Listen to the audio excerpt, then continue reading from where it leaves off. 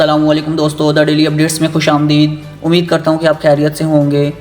فلسطین پر اسرائیلی جارحیت کا آج 20واں روز ہے۔ غزہ فلسطین میں جاری اسرائیلی اور امریکی قتل عام اور ظلم و بربریت پر OIC کی محض مذمت کافی نہیں ہے۔ مسلم ممالک اور ارباب اقتدار کو اب یہ فیصلہ کر لینا چاہیے کہ وہ کل کو اللہ کے آگے جوابدہ ہیں یا امریکہ کو۔ امریکہ اور یورپی ممالک کا غلام بننے کے بجائے اس وقت کی فکر کرنی چاہیے جب امریکہ اور اسرائیل دوسرے مسلم ممالک پر بھی چڑھ دوڑیں گے۔ اس وقت غزہ میں نہتے فلسطینی مسلمانوں کی نسل کشی ہو رہی ہے اور عالمی برادری خاموش تماشائی بنی بیٹھی ہے۔ حقیقت یہ ہے کہ اسرائیل ایک ناجائز ریاست ہے جس نے دنیا کا امن تباہ و برباد کر کے رکھ دیا ہے۔ غزہ فلسطین ہسپتال کے بعد اب پناہ گزین کیمپ پر اسرائیلی فوج کی بمباری سے 450 سے زائد فلسطینی شہید ہو گئے ہیں۔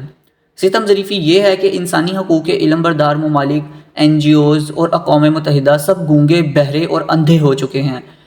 اس وقت فلسطینی مسلمان دکھ اور آزمائش کی گھڑی میں ہیں۔ انہیں خوراک، پانی اور کپڑوں کی اشد ضرورت ہے۔ امر واقعہ یہ ہے کہ مسلم دنیا کے حکمرانوں کی نااہلی کے باعث پانی سر سے گزر چکا ہے۔ سوائے ایران کے مسلم ممالک نے محض زبانی جمع خرچ سے کام لیا ہے۔ ایران نے جرأت مندانہ کردار ادا کر کے امت مسلمہ کے دل جیت لیے ہیں۔ پاکستان، ترکی سمیت دیگر مسلمان ملکوں کو بھی ایران کی طرح فلسطین کی حمایت میں ڈٹ کر کھڑا ہونا چاہیے۔ اس وقت غیر مسلم ممالک مسلمانوں کے خلاف اکٹھے ہو چکے ہیں۔ غزہ میں شہید ہونے والے معصوم بچوں کی چیخیں مسلم امہ کو جھنجھوڑ رہی ہیں۔ اسرائیل کا وجود اور اس کے خون خوار اقدامات مہذب دنیا کے منہ پر تمانچہ ہیں۔ امریکہ اور یورپی ممالک جو جانوروں کے حقوق کی بات کرتے ہیں، مسلمانوں خصوصاً بچوں کا قتل عام پر نہ صرف چپ سادے ہوئے ہیں بلکہ اسرائیل کی کھل کر حمایت بھی کر رہے ہیں۔ جس طرح انڈیا میں انتخابات کے دوران پاکستان کے خلاف پروپیگنڈا کرنا انتخابات میں کامیابی کی ضمانت سمجھا جاتا ہے، اسی طرح امریکی سیاست میں اسرائیل کی حمایت کرنا انتخابات میں کامیابی کی ضمانت سمجھا جاتا ہے۔ کفار ہر طرف سے ہم پر حملہ آور ہیں۔ غیرت ایمانی کا تقاضا یہ ہے کہ ان ظالموں کو انہی کی زبان میں جواب دیا جائے۔ اس کے لیے ضروری ہے کہ امت مسلمہ اتحاد و یکجہتی کا مظاہرہ کرے۔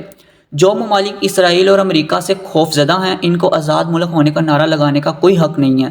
فلسطین پر اسرائیلی جارحیت کے دوران مغربی میڈیا کا دوہرا اور منفی کردار دیکھنے میں آیا ہے۔ امریکی ٹی وی CNN بھی یک طرفہ رپورٹنگ کر کے صحافتی بددیانتی کا ثبوت دے رہا ہے۔ اسرائیل نے نہتے فلسطینیوں پر 1948 سے ظلم کا بازار گرم کر رکھا ہے۔ روس یوکرائن جنگ میں بچوں کے قتل عام پر واویلا کرنے والوں کو غزہ نظر نہیں آتا؟ اسرائیلی فوج کی جانب سے غزہ میں ہسپتال پر بمباری کے نتیجے میں سینکڑوں فلسطینیوں کو شہید کیا گیا، لیکن عالمی برادری ٹس سے مس نہیں ہوئی۔ OIC کا کردار بھی افسوسناک ہے۔ اسے چاہیے تھا کہ وہ اس ظلم پر بربریت کا فوری نوٹس لیتی، پوری امت مسلمہ فلسطینی مسلمانوں کے سانہ بشانہ کھڑی ہوتی، لیکن افسوس ایسا ابھی تک نہیں ہوا۔ المیہ یہ ہے کہ اسرائیل فلسطینیوں کی نسل کشی کر رہا ہے۔ مسلم ممالک کو مذمت سے آگے بڑھ کر اپنا کردار ادا کرنا چاہیے۔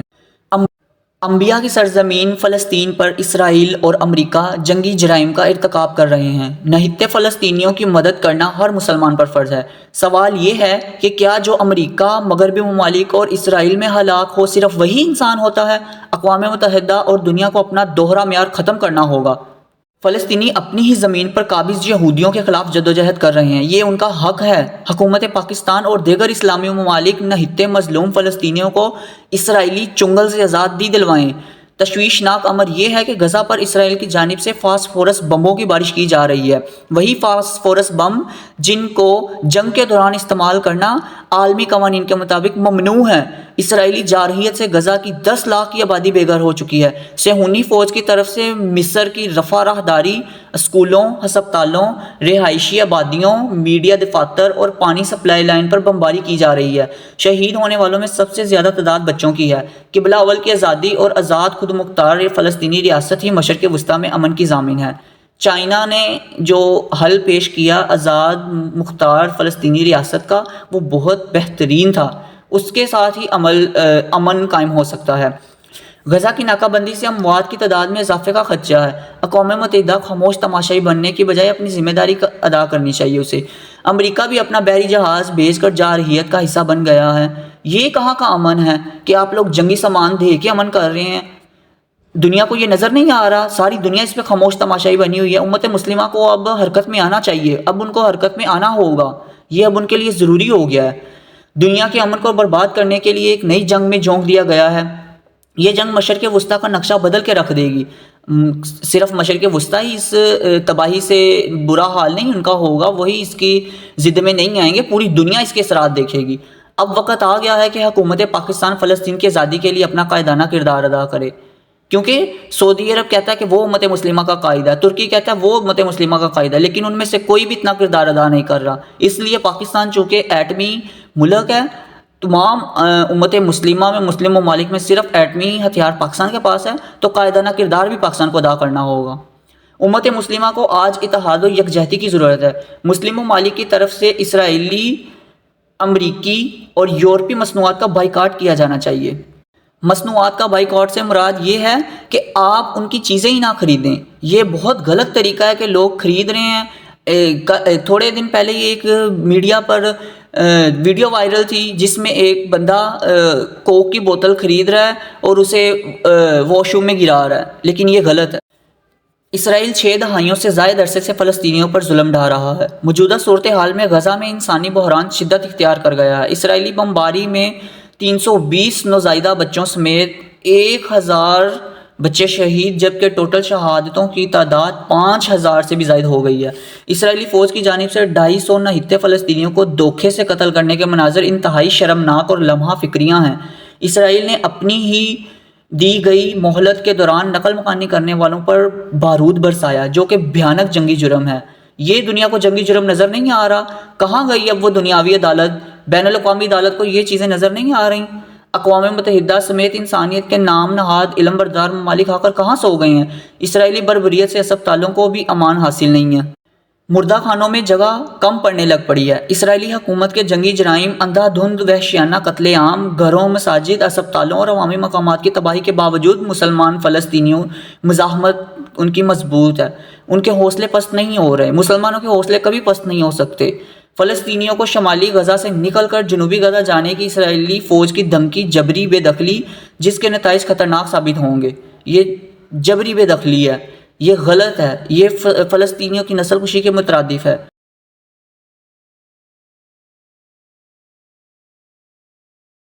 مسلم برادری کو چاہیے کہ وہ مذمت سے آگے بڑھے اور نہتے مسلمانوں پر ہونے والے مظالم کو روکے۔ اس کے لیے پاکستان اور سعودی عرب اور ترکیہ کو اپنا قائدانہ کردار ادا کرنا ہوگا۔ آج غزہ کے معصوم اور مظلوم بچے عالم اسلام کو پکار رہے ہیں، ان کی چیخیں مسلمانوں کو پکار رہی ہیں۔ اس سب کا کل کو قیامت کے دن ہمیں حساب اللہ تعالیٰ کو دینا پڑے گا۔ آپ سوچیں کہ جب وہ اسرائیلی بچے جو آج اس ظلم کا شکار ہیں، جب وہ کل قیامت کے روز اللہ کے سامنے اللہ کے حضور روبرو کھڑے ہو کے پوچھیں گے کہ یا اللہ ہم پر ظلم ہو رہا تھا اور یہ ہمارے مسلمان بھائی خاموش تماشائی بنیں گے، تو یاد کریں کہ اس وقت ہمارا کیا حال ہوگا۔ وہ ہمیں گریباں سے پکڑیں گے آ کے۔ تو اس لیے امت مسلمہ کو اکٹھے ہونا چاہیے اور اس پہ کوئی حتمی فیصلہ کرنا چاہیے۔ اگر تمام کافر ممالک ایک طرف ہو گیا تو مسلمانوں کو بھی ایک طرف ہو جانا چاہیے۔ دوستو، آپ کے مطابق امت مسلمہ کا لیڈر کس ملک کو بننا چاہیے؟ پاکستان، سعودی عرب یا ترکی کو؟ کومنٹ باکس میں اپنی رائے کا اظہار ضرور کیجیے گا۔ اگر ویڈیو اچھی لگے تو اسے لائک، شیئر اور سبسکرائب ضرور کیجیے گا۔ پھر ملیں گے انشاءاللہ اگلی ویڈیو میں۔ آج کے لیے اجازت دیں۔ اللہ حافظ۔